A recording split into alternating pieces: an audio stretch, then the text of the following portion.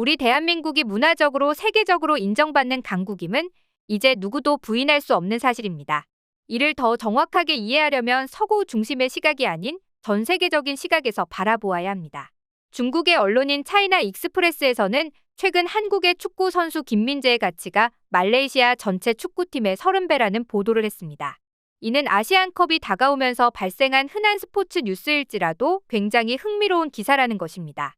보도의 의도는 한국 축구대표팀의 탁월함을 선수들의 가치를 통해 보여주는 것이지만 이는 뭔가 익숙한 느낌을 주는데요.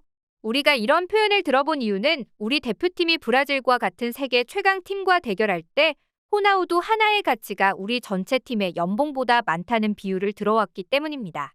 이러한 비유는 압도적인 상대에 대한 설명을 위한 상징적인 표현이었지만 지금은 아시아에서 우리 대표팀이 브라질과 같은 위치의 팀으로 존중받고 있는 것입니다.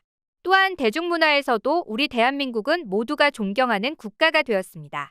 우리 주변의 아시아 국가들은 서구권 국가들이 우리의 변화에 감탄하는 것과는 다르게 특히 수십 년 전에는 우리보다 앞선 아시아 국가들은 우리 대한민국을 존경하며 본받아야 할 가치가 있는 국가라고 생각하고 있습니다. 이제 우리는 그들에게 롤 모델이 되는 국가로서 인식되고 있으며 이러한 관점에서 우리를 왜 존경한다고 하는지 언급한 국가들을 소개해드리겠습니다. 아시안컵 기준으로 볼 때 아시아에 편입된 호주에 대한 정보를 먼저 언급하겠습니다. 호주의 싱크탱크인 로이 연구소는 현재 국가의 소프트 파워에서 중요하게 부상하고 있는 분야가 바로 음악이며 이를 음악 외교라고 부르며 그 중요성을 강조하고 있습니다. 냉전 시기에 미국이 제재를 통해 러시아를 문화적으로 침투했던 음악 외교의 대표적인 사례로 꼽히며 이를 통해 미국은 대중음악을 이용한 문화적 가치 전파를 목표로 유럽, 아프리카, 아시아를 대상으로 하였습니다. 유럽 역시 의심의 여지 없이 유로비전을 통해 가장 유명한 음악 외교 사례 중 하나를 만들어냈습니다. 그리고 가장 최근의 로이 연구소는 한국의 K-팝이 이러한 음악 외교에 엄청난 힘을 가진 사례라고 설명하고 있습니다. K-팝은 세계적으로 최근 만들어진 한국의 긍정적 이미지를 강력하게 하는데 크게 기여하고 있으며 미국 대학생들의 한국어 학습 증가에도 큰 역할을 하고 있습니다. 미국의 빌보드, 유럽의 유로비전 그리고 한국의 K-팝이 전 세계 음악 외교의 대표적인 사례로 꼽히며 특히 가장 최근의 사례인 한국이 그 중요한 역할을 담당하고 있다는 것이 주목할 만한 사실입니다. 미국의 워싱턴 타임즈는 한국의 한류 문화가 세계에 미치는 영향에 대해 매우 흥미로운 표현을 사용하고 있습니다. 아시아의 쿨이라는 개념을 쿨이 아닌 쿨로 표기해야 한다는 것입니다. 이것은 과거 한국 전쟁 이전에는 한국과 그의 문화 유산이 세계적으로 크게 알려지지 않았지만 지금의 밀레니얼 시대에는 K라는 기호가 한국을 대표하는 상징이 되었음을 의미합니다. 이 K는 멋짐과 쿨함의 대명사가 되었습니다.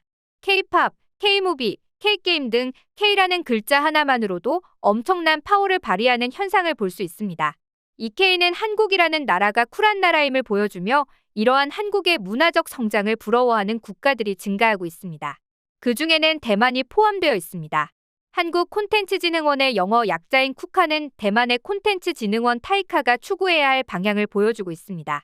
대만 정부가 지원하는 타이카의 회장인 카이지아주는 문화가 소프트 파워의 한 형태이며 소프트 파워는 국가 이미지를 향상시키는 데 큰 역할을 한다고 말합니다. 그는 한국의 한류를 따라해야 하는 모범 사례로 삼아야 한다고 주장합니다. 대만 문화부 장관의 직접적인 지원을 받는 타이카는 글로벌 OTT와 플랫폼을 통해 문화가 국제화되는 현재 상황에서 대만에게도 기회가 있다고 주장합니다. 그들은 대만의 문화 전파를 위해 한류를 본뜬 흥류라는 개념을 제시하고 있습니다. 흥류는 대만에서 시작되는 쿠르시오 해류의 검은 바다를 의미하며 대만 문화가 전 세계로 퍼져나가는 것을 기대하는 의미를 담고 있습니다. 그러나 그들은 한국을 본받되 그들만의 고유한 방향성을 갖는 것이 필요하다고 말하고 있습니다. 대만의 문화산업은 현재 한류와 같은 규모를 가지지 못하고 있으므로 한국과 동일한 발걸음으로 진행하는 것은 어렵다는 점을 인지하고 있습니다. 더욱이 선택과 집중이 필요하다는 것이 대만의 입장입니다. 한편으로 한국을 모범 사례로 삼는 대만과는 다르게 한국의 대중문화가 세계화되는 과정을 열심히 따라하려는 나라가 있습니다. 그것은 바로 일본입니다. 일본은 쿨재팬이라는 국가 지원 프로그램을 통해 자국의 문화 산업을 적극적으로 키우려 했지만 성공하지 못했습니다.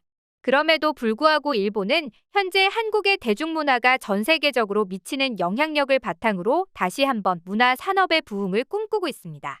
미국의 헐리우드 리포터에 따르면 한국에서 성공한 전략을 따라한 넷플릭스는 지금의 한국 성장과 같은 성장이 일본에서도 가능하다고 보고 일본에 큰 투자를 하고 있다고 합니다. 20세기 후반에는 일본의 문화가 아시아 전체에 널리 퍼져 있었고 이런 흐름이 한국으로 옮겨간 것입니다. 이제는 한국의 성공을 바탕으로 일본의 콘텐츠 시장에 다시 한번 활력을 불어넣고자 하는 것입니다. 이를 위해 넷플릭스는 한국의 대중문화 콘텐츠의 성공을 바탕으로 일본 콘텐츠를 전 세계에 적극적으로 홍보하려고 합니다. 그러나 일본의 애니메이션은 이미 세계적으로 인정받은 콘텐츠이지만 넷플릭스는 이와 함께 오리지널 드라마와 영화 제작에도 힘을 쏟고 있습니다. 이처럼 일본이 한류의 파급력을 이용하려는 시도에 대해서는 더 자세히 알아보도록 하겠습니다.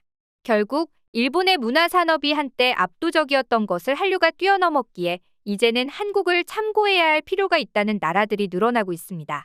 일본의 경제적 영향력에 편승하며 친일 국가로 꼽혔던 태국도 한국 문화의 힘을 인정하고 있습니다. J-팝을 넘어선 K-팝이 태국이 따라야 할 방향이라는 인식이 생겨났는데요. 태국의 언론인 어데이 매거진은 K-팝의 성공 전략을 T팝에 도입하고 이를 바탕으로 민주주의 실현을 위한 장기적인 계획을 세워야 한다고 주장하며 음악을 국가적인 사업으로 활용해야 한다고 강조하고 있습니다. 전쟁으로 파괴된 한국이 다른 나라들을 앞지르며 자신감 넘치게 부활한 모습이라는 기사는 한국이 제재합의의 그림자에서 벗어나 한류를 세계적인 레벨로 격상시킨 것을 배워야 한다고 언급하고 있습니다. 또한 대중문화의 발전을 통해 태국이 염원하는 민주주의를 실현할 수 있다는 주장도 있습니다. 한국의 대중문화가 세계에 성공적으로 진출한 것은 한국의 민주주의 가치와 연결되어 있다는 내용의 기사는 태국 역시 한국처럼 전 세계적으로 문화를 번영시키며 민주주의를 실현하기를 바란다는 메시지를 담고 있습니다. 태국은 이를 위해 한국의 콘텐츠진흥원과 유사한 기관인 타이카를 설립하였으며 한국을 본받아 유사한 시스템을 차용한다고 합니다. 15년 전의 한국처럼 이제 태국도 그 첫 발걸음을 내디딜 차례이며 한국의 체계를 잘 따르면 태국도 곧 성공할 것이라고 확신하고 있습니다. 일본을 본받아왔던 태국이 이제 그들의 롤 모델을 한국으로 바꾸어 나가는 과정이 진행 중입니다. 아마도 동남아시아에서 더 큰 야망을 가지고 있고 언어적으로 더 유리한 나라는 필리핀일 수도 있습니다. 필리핀에서 한국을 본보기로 삼는 것은 이치에 맞는 일입니다.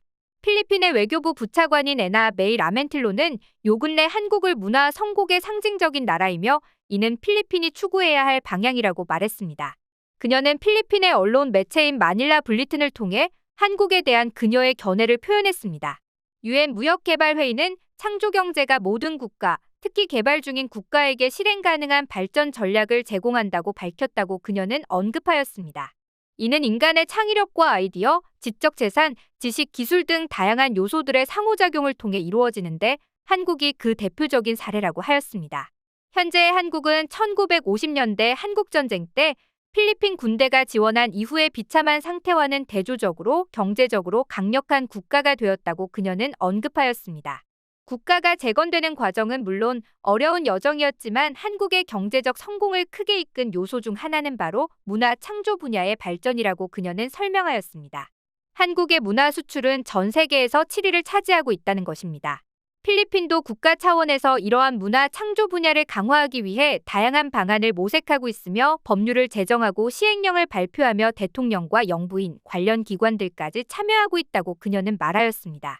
그녀는 필리핀이 아시아의 형제 국가인 한국처럼 창조적인 국가로서 수십 년 안에 세계에 문화적 영향력을 미칠 수 있기를 바란다고 밝혔습니다. 한국의 대중문화는 단순히 부러움을 넘어 세계적으로 모범이 되는 위치에 있습니다. 자국의 문화를 세계에 퍼뜨리고자 하는 모든 국가들에게 한국은 이미 이상적인 선례로 인식되고 있습니다. 한국이 이렇게 많은 국가들의 롤 모델 대상이 된 이유는 거의 아무것도 없던 맨 땅에서 세계적인 문화 강국으로 거듭난 놀라운 변화를 보여줬기 때문일 것입니다.